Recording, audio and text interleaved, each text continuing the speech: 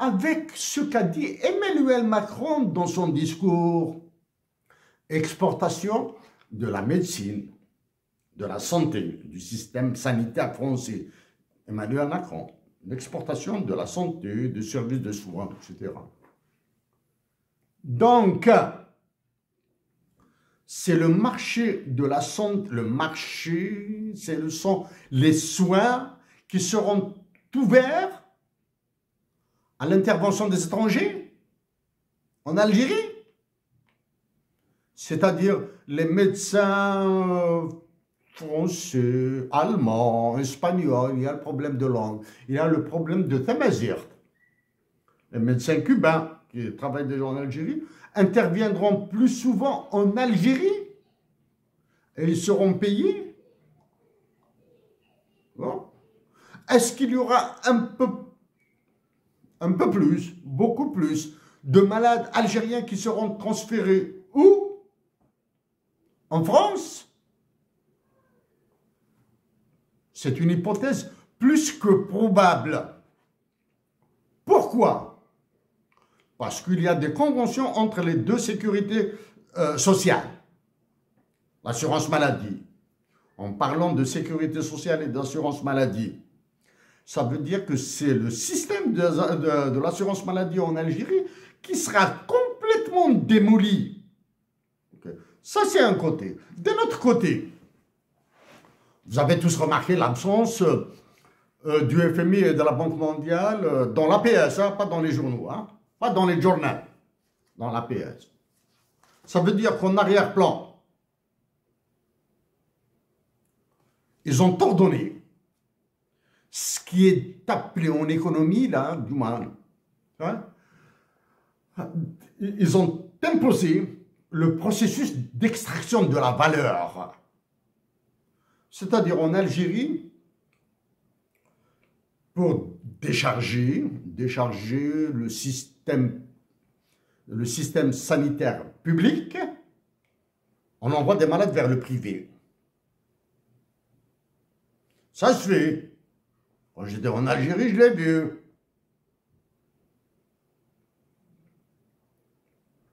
Des personnes qui me sont très chères ont été soignées dans le privé en Algérie, transférées du secteur privé vers le secteur de la santé publique. Et il y a tout un problème derrière, soit de discrimination, de l'assurance maladie. L'erreur médicale, qui la paiera?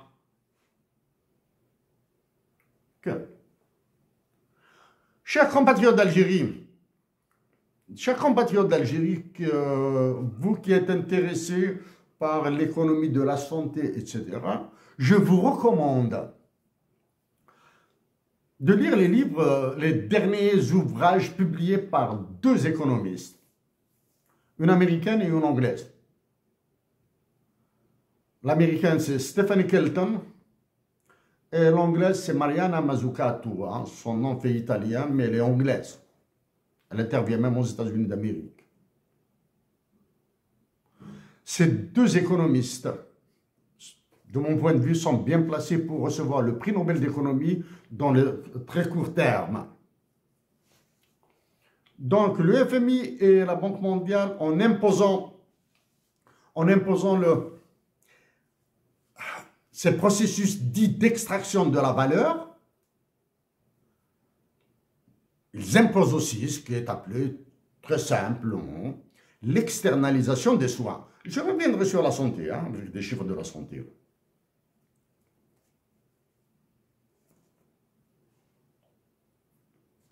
Avec un tel budget qui est passé de 3 milliards de dollars, maintenant j'enlève les millions de dollars là, les centaines de millions de dollars là, hein, qui est passé de 3 milliards de dollars en 2020 à tout juste 4 milliards de dollars en 2021, il est passé à 10 milliards de dollars. Question à combien de milliards de dollars? 10 milliards moins 4 milliards, je dirais 6 milliards, 10 milliards moins 4 milliards, c'est 6 milliards de dollars entre 2025 et 2021. Il y a une différence de 6 milliards de dollars. Question à 5 milliards de dollars. Oui, question à 5 milliards de dollars. Est-ce que les soins en Algérie seront améliorés? Est-ce que la qualité des soins sera améliorée en Algérie? Est-ce que la compétence des personnels médicaux, des personnels médicaux et paramédicaux sera améliorée? Est-ce que les infirmiers et infirmières, les laborantins, etc., les analystes de sang, etc., et puis, est-ce que les médecins spécialistes, est-ce que les professeurs subiront des formations de recyclage? Est-ce qu'il y aura plus d'entretien des hôpitaux? L'entretien des hôpitaux, est-ce qu'il y aura un recrutement d'agents d'entretien des hôpitaux, là? Ou bien, est-ce que le nettoyage des hôpitaux, la salubrité des hôpitaux, sera confiée à du privé? D'accord?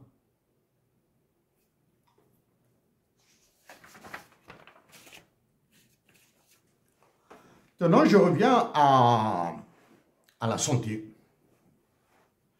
D'abord, je l'ai traité en 2014 dans les impacts économiques de Tamazight, la santé. Un malade qui ne parle qu'arabe, qui ne parle que Tamazight, s'adressant à un médecin, à un spécialiste, à un professeur qui ne parle que français, un problème. Quelle que soit la compétence des personnels médicaux, il y aura des problèmes. Okay? Le traitement risque de durer plus longtemps et de coûter plus cher. Le traitement, c'est-à-dire la souffrance du malade, va durer plus longtemps et le traitement coûtera plus cher. Ça, c'est...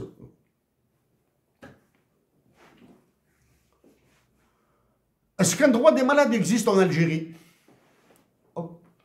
Le droit des malades existe en Algérie. C'est-à-dire, est-ce qu'un malade a les structures à qui il pourrait s'adresser pour dénoncer un mauvais traitement?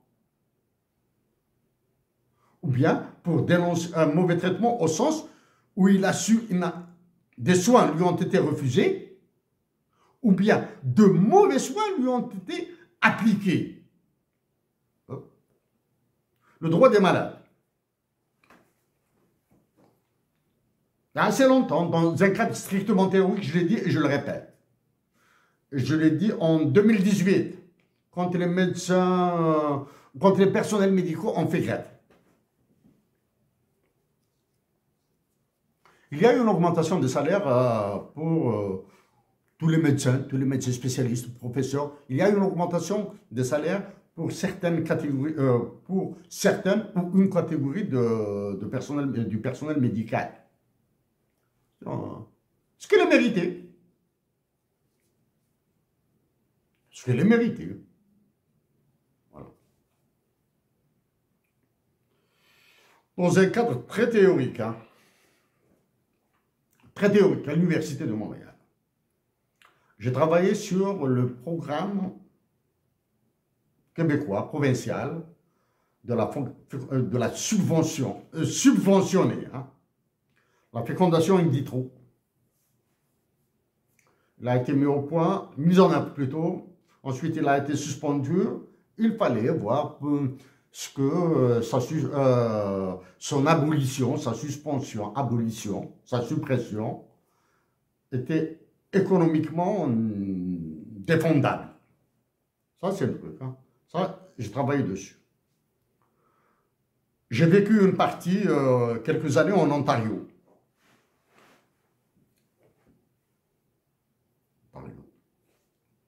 suivi médical, qui a commencé par, je pense, une otite. Problème comme ça, d'autres, je pense, si mes souvenirs sont bons. Passé à l'hôpital de quartier, là. Hein. Les deux médecins, un médecin m'a pris, ensuite c'est un autre médecin qui a pris le relais, etc., etc., etc. Il me dit, monsieur, vu votre âge, vu ceci, cela, on va vous faire un bilan. Pas. Descendant d'une branche familiale très diabétique. Monsieur, vous menacez de faire du diabète. Bon, actuellement, je ne suis pas diabétique, mais je menace de faire du diabète. Sauf que pour éviter ça, bon, je ne mange plus de sucre, par exemple. Ensuite, problème de l'oreille. Bon. On m'a envoyé chez un professeur à l'hôpital, dans un hôpital de Toronto qui s'appelle Mount Sinai Hospital. L'hôpital du mont Sinaï. Sinaï, le Sinaï de la Palestine, là, ce territoire qui existe entre la Palestine, l'Égypte, la Syrie, etc. C'est toutes ces histoires. Le Sinaï, hein, la guerre de Sinaï, etc. Hein, c'est Mount Sinai Hospital.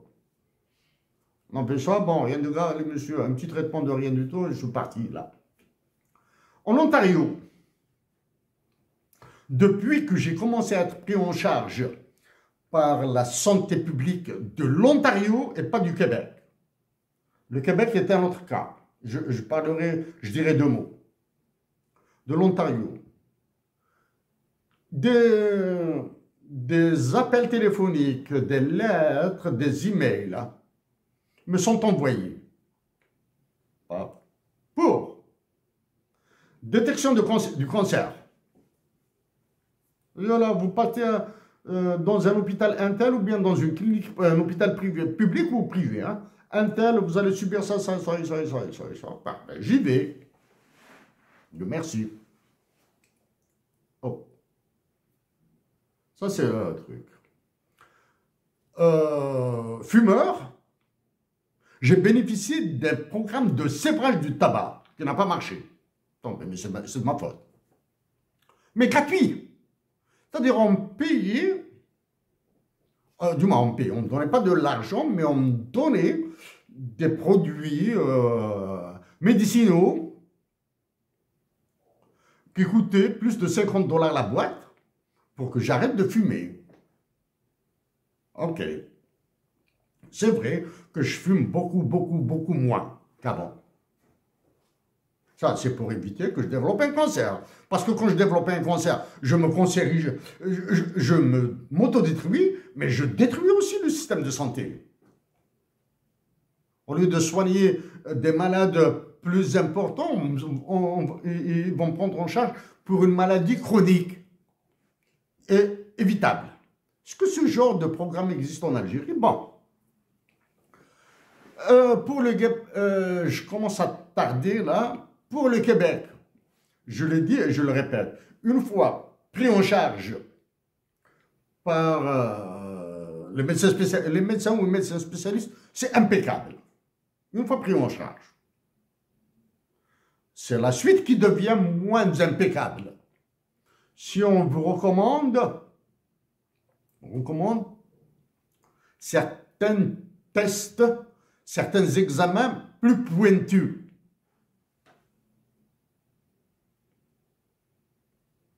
Là, ça devient un peu plus compliqué. Okay? Est-ce qu'en Algérie, est-ce qu'il y a des programmes? Je reviendrai sur le programme du cancer. Le budget du cancer. Savoir qui est le cancer en Algérie maintenant. Est-ce qu'en Algérie, est-ce qu'il y a ce genre de programme-là? Est-ce qu'il y a des programmes pour les enfants scolarisés? Ils sont regroupés dans des écoles, dans des collèges, dans des lycées, à l'université, dans des écoles spécialisées, etc., dans des centres de formation professionnelle, etc. Il faut le faire le test sur place, là, pour voir les risques de contagion, pour voir les risques de ceci et de cela et de cela. En Algérie, je le répète avec joie. Des médecins français ont refusé de soigner un enfant algérien, une petite fille à l'époque. Ils ont refusé. C'était un cas tellement grave qu'ils ont refusé de prendre le risque avec elle, avec cette jeune fille, avec cette petite fille, hein, cet enfant. À Alger, l'hôpital Parnay, clinique, on appelle ça clinique, la Prairie, à l'intérieur de l'hôpital Parnay.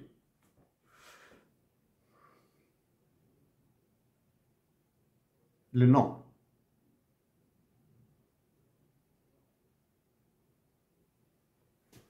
Docteur Jalal, Chakar, Docteur Chakar, Jalal, merci. Docteur Zakaria,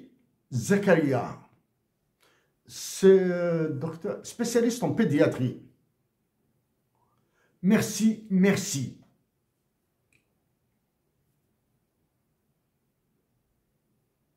C'est vous qui m'avez recommandé d'aller voir à la clinique La Prairie de l'hôpital Parnay, docteur Bachi et Draoui. Je passe sur les détails, sur le détail. Je les ai vus parce que la fille j'ai présenté l'enfant, la petite fille, comme étant ma fille.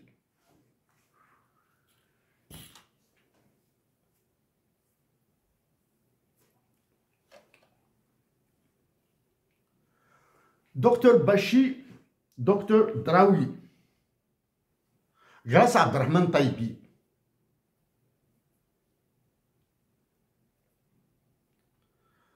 vous avez opéré la fille, vous l'avez opérée. Une intervention chirurgicale qui a duré de 9h du matin, 9h30 du matin,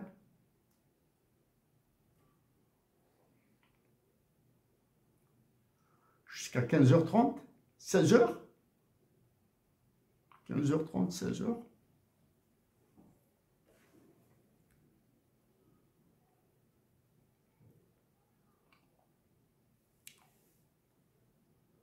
Je suis revenu vers le bloc, c'est d'émotion. Je suis revenu vers le bloc, j'allais et venir au bloc. Vous êtes sorti du bloc opératoire. Vous dites, c'est bon, vous avez crié contre moi. Vous m'avez dit, c'est bon.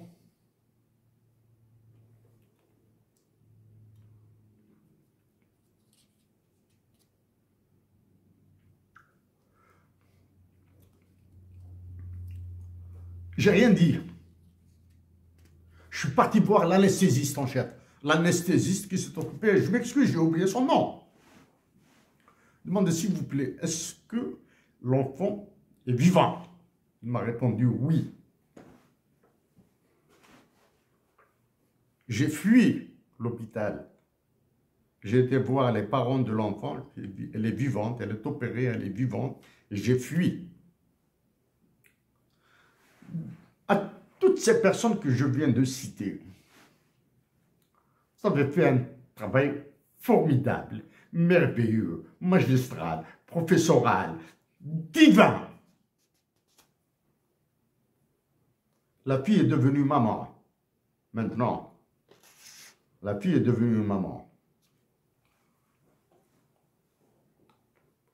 Ça, c'est pour dire que dans le système de la santé en Algérie, il y a du bon, il y a du bon et du très bon. Il y a de la classe. Il y a des chirurgiens du côté de Borges, que je connais. Je ne sais pas son nom.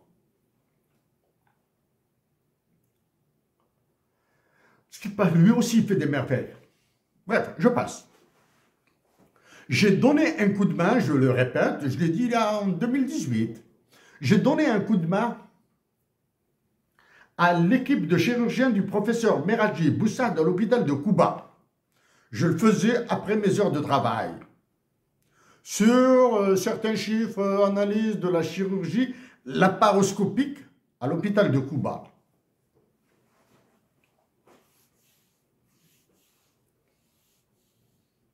Chirurgien Taïbi Abdelrahman, c'est Salah Abdelrahman. Chef, est-ce que tu veux voir une opération? Un opéré? Est-ce que tu vas assister à une opération? Ah, je lui ai dit, bon, ben, épargne-moi ça là. Ouais. Moi, j'avais des douleurs atroces à la plante des pieds. Je fonctionnais avec du Voltaren, matin, midi et soir.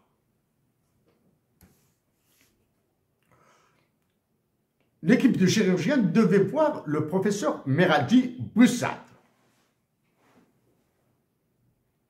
On monte dans les escaliers pour aller à son bureau. Il y avait dans le groupe, il y avait le professeur Meradi, moi je ne connais pas. Donc, Abdelrahman m'a présenté, chef, ceci, informaticien, etc., professeur Meradi, etc. Il me dit, pourquoi vous traînez le pied là comme ça, etc., etc. Je lui ai dit, j'ai des douleurs atroces au niveau de la plante des pieds. Il me dit, ça va vous passer. Dans un petit écart de langage que j'avais repris là, je me suis repris, lui ai dit, pas mal de professeurs m'ont dit la même chose. Et c'est vrai, hein. J'ai vu d'autres professeurs. Un peu truc. Là, ensuite, pour me ressaisir, je lui ai dit, est-ce que je peux me permettre avec vous, est-ce que je peux me permettre un petit écart avec vous, juste un petit écart? Il dit oui, allez-y. Ah, je suis ni médecin ni membre du personnel de l'hôpital de Cuba. Est-ce que je peux vous appeler Daboussad? Il dit oui, allez-y. J'ai appelé Daboussad. Il a demandé, comme ça, en parlant, hein. On montait dans les escaliers, il avait demandé à Abdelrahman Taïbi, Abdelrahman, fais-lui une cervicale, une radio du cou, CV, etc., etc. Abdelrahman me dit, ça y est, tu es guéri. Tu es guéri. Bref. Tu es guéri. Rééducation intensive à l'hôpital même de Cuba, rééducation intensive. Du coup, et depuis, ça marche très bien. Donc, Daboussad, respect, salutations, chapeau bas, Daboussad. Ma mère, Lima, a souffert pendant à peu près 3 ans. Oreille, n'entendait plus, etc., etc., etc.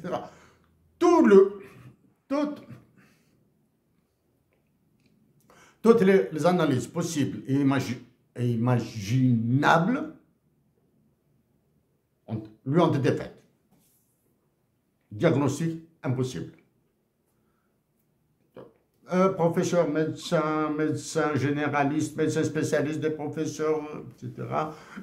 Scanner de la tête, scanner des yeux, scanner de tout. Comment on appelle ça? Il y a un examen un peu plus sophistiqué qui se faisait à l'époque à l'hôpital de Bablouet. À l'époque, etc. C'est tout. Regarde. Qu'est-ce qu'on peut faire? Maladie orpheline ou pas, quoi. Quelque chose comme ça. Mais comme ça, on discute encore des cafés, il est malade. Il me demande, chef, comment vas-tu? Ça va, mais ma mère est malade, elle a des maux de tête, elle a des maux des oreilles, etc., etc. Donc, on a fait toutes les analyses, tous les bilans, tous les médicaments, etc. Il est que je te présenterai à mon oncle. L'hôpital de Béjaïa. L'hôpital de Béjaïa. Je m'excuse auprès de ces deux médecins, là, ces médecins spécialistes de Béjaïa. J'ai oublié mon nom. Je suis vraiment désolé. Hein. Je rentre. Je prends ma mère avec moi. On y va à l'hôpital de Béjaïa, reçu, etc. On rentre dans la cabine là, de consultation. Deux médecins, moi-même et ma mère. Ma mère ne parle que le kabyle de la vallée, c'est-à-dire d'Abbas.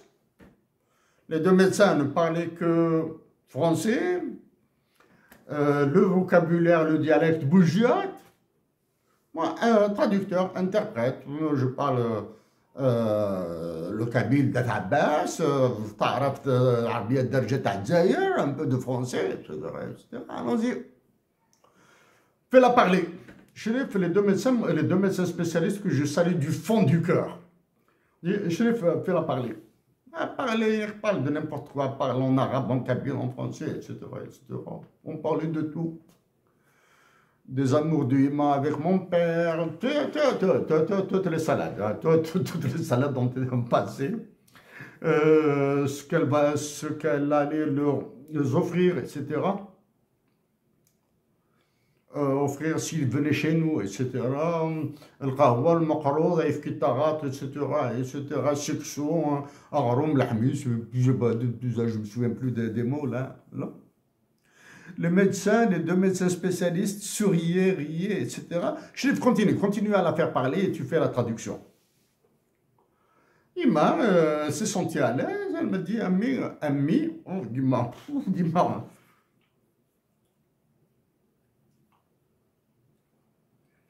Quand Imam me dit ami, c'est Dieu qui me parle. Donc,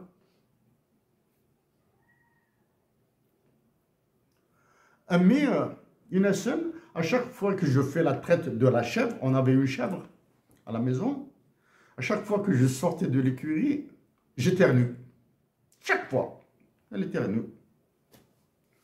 Donc, diagnostic, voilà, docteur, elle vous dit ça, ça et ça et ça. Donc, c'est bon, arrêtez. Il y en a qu'on arrête. Elle est guérie. C'est une allergie. Depuis qu'on n'a plus de chèvre, du moins depuis que ma mère ne faisait plus la traite de la chèvre, depuis qu'elle ne s'approche plus des caprins, ma mère se porte très bien. Moins de douleur aux oreilles, les yeux, elle prend de l'âge, Ima, je t'adore.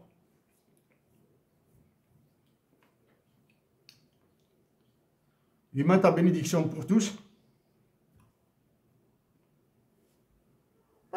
C'est guéri. Voilà. De la compétence, s'il y en a en Algérie. Ça me fait du bien de parler de mon pays comme ça. Mais ça me fera mal encore quand je passerai de ça. De la suite. Il y a un professeur en neurochirurgie. J'allais l'oublier. Professeur Sadib Louise. Où êtes-vous? Où êtes-vous?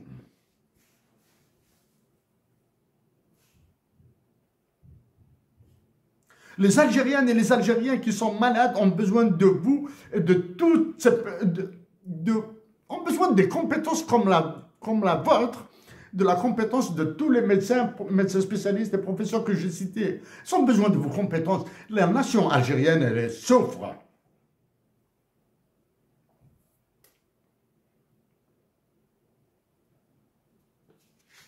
Un fonds de lutte contre le cancer de 476 900 787 $ US est mentionné dans ce chiffon qui s'appelle loi des finances.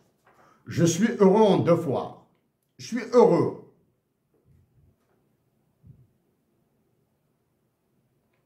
J'en ai parlé, je l'ai suggéré plus d'une fois, sans être nombriliste. Je suis heureux qu'il y ait un tel fonds.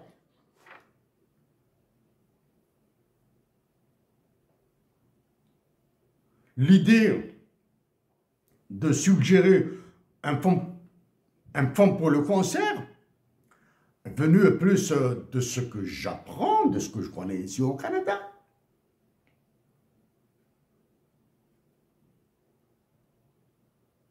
Et du décès de l'écrivain, la poète, doctorante en économie, Dahlia Louise. Elle est décédée d'un cancer du sein. Bon, vous avez fait un programme de 476,9 millions de dollars pour le cancer. Les diabétiques, les asthmatiques. et toutes les personnes qui sont atteintes de maladies chroniques. Est-ce qu'elles ont droit ou pas à une prise en charge, à des fonds comme ça, qui vont financer la recherche, qui vont faire des études, etc., etc. Un fonds, ça fait aussi des études. Est-ce que les enfants qui ont 9 ans, 10 ans, qui ont 4 ans, 5 ans, qui souffrent d'insuline, de diabète, qui se font traiter à l'insuline à partir de 7 ans, 6 ans, 7 ans, les enfants qui se font traiter l'asthme à partir de 5 ans, 6 ans, tous les malades chroniques, est-ce qu'ils ont besoin? Ils ont besoin aussi. Tous les Algériens atteints de maladies chroniques ont besoin de prise en charge. Et une prise en charge gratuite. Faudra-t-il changer de catégorie à ce type de malade? Aux cardiaques, aux diabétiques, aux asthmatiques, aux personnes atteintes d'un cancer évolutif. Faut-il leur changer de catégorie, le médecin? Puisque des malades. Ils sont malades handicapés. Bien. Combien d'assurés sociaux sont recensés en Algérie et combien paient leurs cotisations? Chers compatriotes d'Algérie, Barack Obama, avant de quitter, durant la deuxième partie de son mandat, etc., a mis au point l'Obamacare. Lisez George Akerlof, prix Nobel d'économie, et ce qu'il a dit sur l'Obamacare. D'un point de vue économique, un programme qui risque de se casser la gueule en 2025-2026. Se cassera la gueule pour des problèmes de budget. Hein. OK?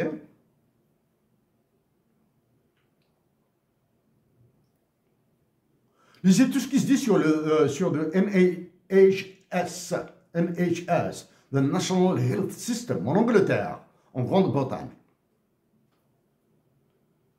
Démontré par les conservateurs, ils veulent soigner le NHS. Ici au Québec, c'est la même catastrophe que le NHS, National Health System.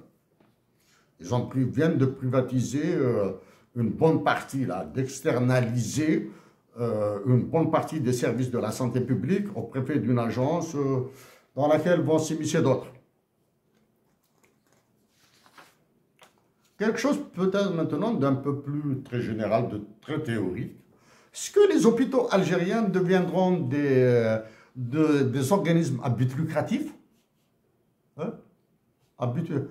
Est-ce que les hôpitaux algériens deviendront des organismes à but lucratif? It means business. D'accord.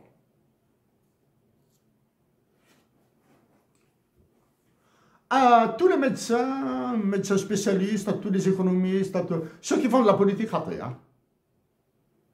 Ceux qui font de la politique rattée.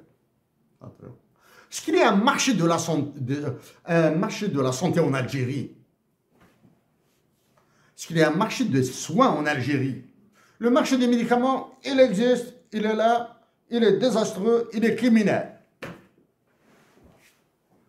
En cassant la pharmacie centrale algérienne, en donnant tout ça à Pfizer et autres, etc., vous l'avez cassé. Ça, c'est le marché des médicaments. Je le mets de côté. Hein. Le marché des équipements. OK? Marché des soins. Est-ce qu'un Algérien peut sortir, aller en bonne santé, hein? Aller dans le café, dans le tajmah, dans le marché, monsieur, est-ce que tu peux me donner ta maladie et je te donne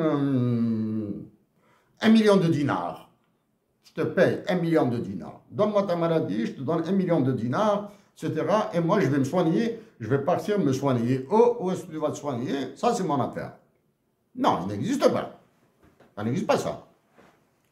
Est-ce qu'un malade peut vendre sa maladie? Même s'il a les moyens financier, il ne peut pas vendre. Combien coûte une maladie? J'ai la gale. Monsieur,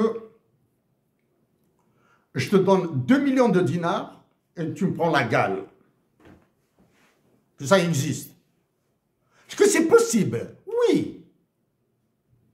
Mais est-ce que ça existe? Non. Vous entendez des malades, ils souffrent tellement qu'ils vous disent, je peux donner mon bras, je peux donner mon cœur, je peux donner un poumon, je peux donner un organe. L'essentiel, c'est que je guérisse. Okay? Est-ce qu'il existe ce marché? Non.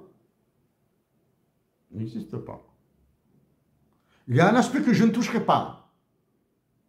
L'intégrité du territoire, de ma patrie est primordiale pour moi. Il y a un aspect, j'en ai parlé en 2018. Probablement que je le regrette.